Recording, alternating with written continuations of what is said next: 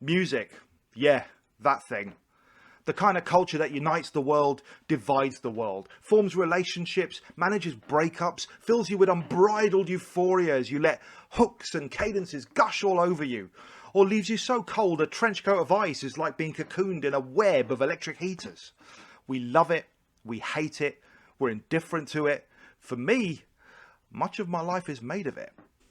My first proper experience of music came by being fascinated by a cousin's collection of 8-track cartridges, yielding this collection of anything from fashionable pop sounds of the 70s to Italian mountain folk compilations. But the first ever item that I could call my own was a cassette of the best of Glenn Miller. Also a 7-inch I had of P.P. Arnold and the Jeff Wayne Singers doing adverts for Pepsi. I couldn't tell you how they ended up in my ownership, but I was in a household of Disneyland 7-inches and albums by the likes of Tom Jones, Engelbert Humperdinck, Shirley Bassey. The most played album in the house, though, was an Italian trad mountain band called Orchestra Spettacolo Casadei, which livened up many a Italian dinner party. By the time I reached middle single figures, I was captivated by Elvis Presley. I remember becoming all giddy when Way Down came out as a single, and then crying my eyes out when the news came that he died 3 weeks later. The Beatles' rock and roll music, that was also a hit with the embryonic Notchsta. And I was all aglee at being taken to see ABBA the movie as a birthday treat when I was 6. They even appeared at my door in a dream that I had at the time. Things took a dramatic turn soon after, though. Having salivated my way through the Saturday Night Fever and Grease soundtracks, 2 songs would take me into almost disparate directions. The Lone Ranger by Quantum Jump would signal my very first foray into anything towards synth-driven new wave, and Tommy Gunn by The Clash was my introduction to punk, which paved the way into loving two-tone, bands like Killing Joke, and more significantly, my first favourite band phase, and that was Madness. I couldn't get enough of their catchy fairground pop, as well as The Beat, another great band, and one of my all-time favourite albums, I Just Can't Stop It.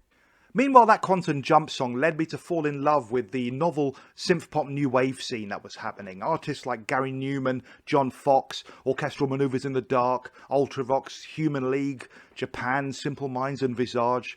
I was too young to be part of the whole Blitz crowd, though I'd have met people who have actually been there.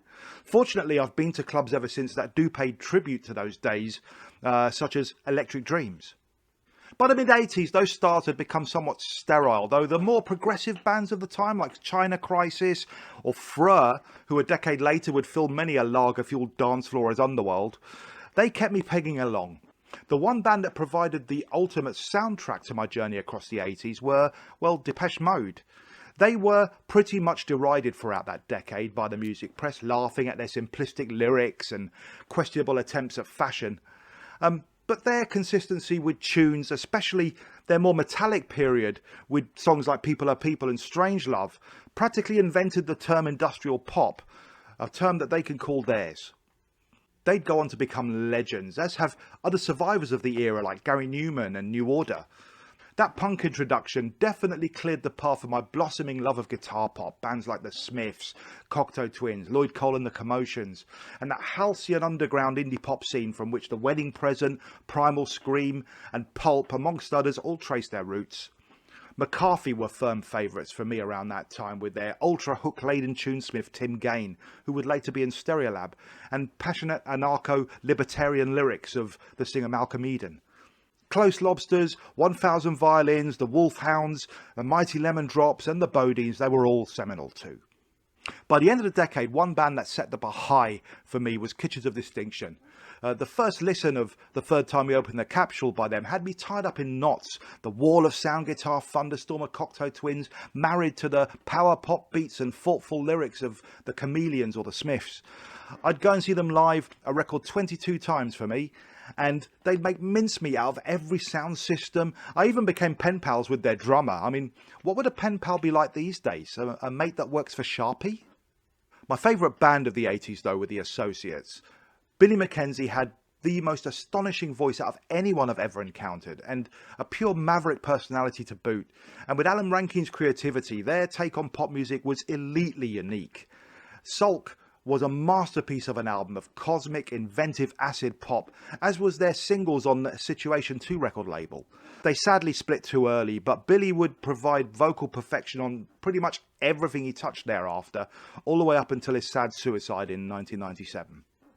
Having mentioned Cocteau Twins, around 1988 I befriended another maligned music scene, the goth and industrial scene.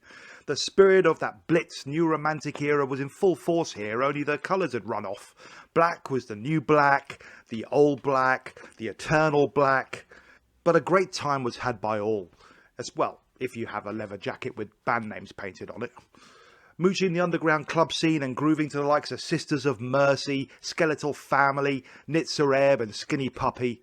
The fashion style soon faded though, as I shaved my head, which was already balding, and took to the dance floors of the baggy indie dance scene, with Manchester in full swing, grooving away with the kids to bands like Inspiral Carpets, Stone Roses and Northside, alongside the four-to-the-floor beats of the KLF and Utah Saints, 808 State and the Shaman, in a pub basement on Edgware Road called Chaos, where bottles of Diamond White were ordered by the dozen. That was all a done thing, and we'd all be made to feel like veterans hanging out with a scene of kids barely surpassing their 16th birthdays. We were only 21 at the time. We weren't in the hacienda, sadly, but it was the next best thing we could do.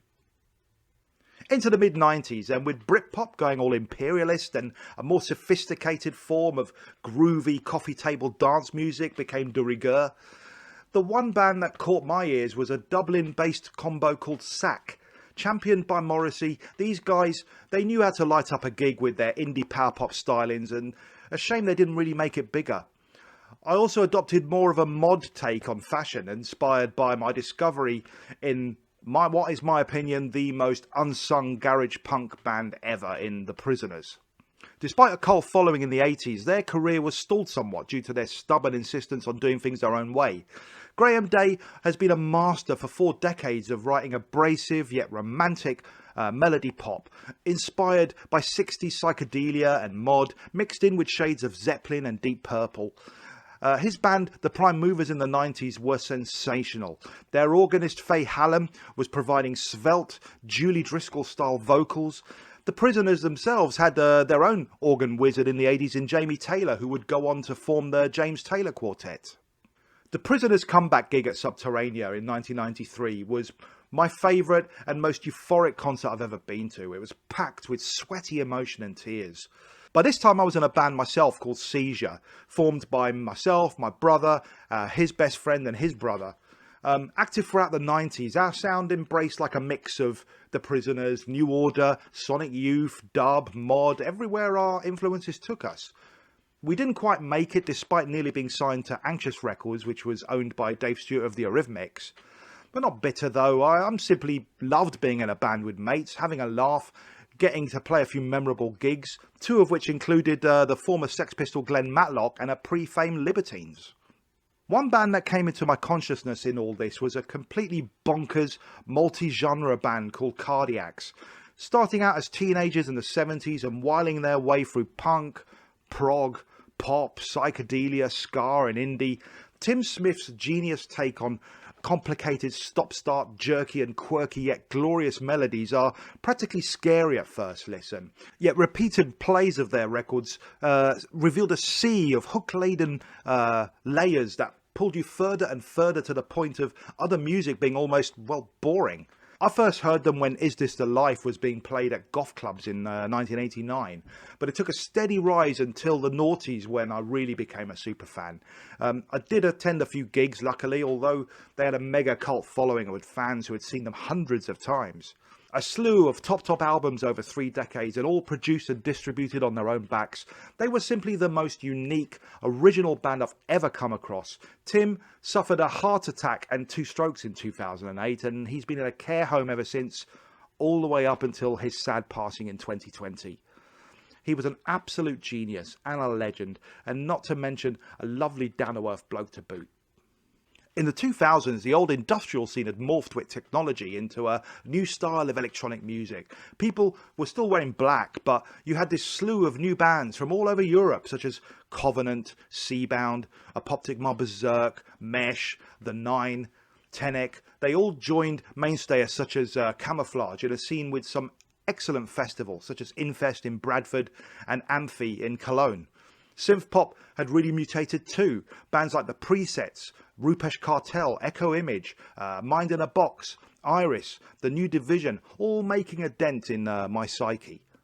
I'd even caught up on scenes such as Italo Disco, European pop, the Canadian new wave scene. I discovered a massively brilliant French band called Indochine who did nothing in the UK but are massive in all the francophone countries, all thanks to the internet. In more recent years, I've unearthed some lesser known but fantastic talents out there in the world. The likes of Desperate Journalist, John Mouse, Cat Bambino, Random John Poole, Fucked Up, Von Herzen Brothers, Trust, The Domino State, whose guitarist is the brother of Coldplay's guitarist, and Major Parkinson. All these bands I've either stumbled upon, been recommended, or discovered through friends. I no longer rely on radio stations or the music press to tell me what's good or not. It's so much better to take your own path and find out organically what's out there, especially in an age where the music charts have lost its sting and record sales are like counted in less traditional ways. It's good to know artists are still out there doing it for the love and exercising their creativity at maximum levels. So that's been my musical journey. I could have told you so much more, but I didn't want to bore you too much. And remember, music taste is subjective, and my taste is better than yours. Trust the Notchsta.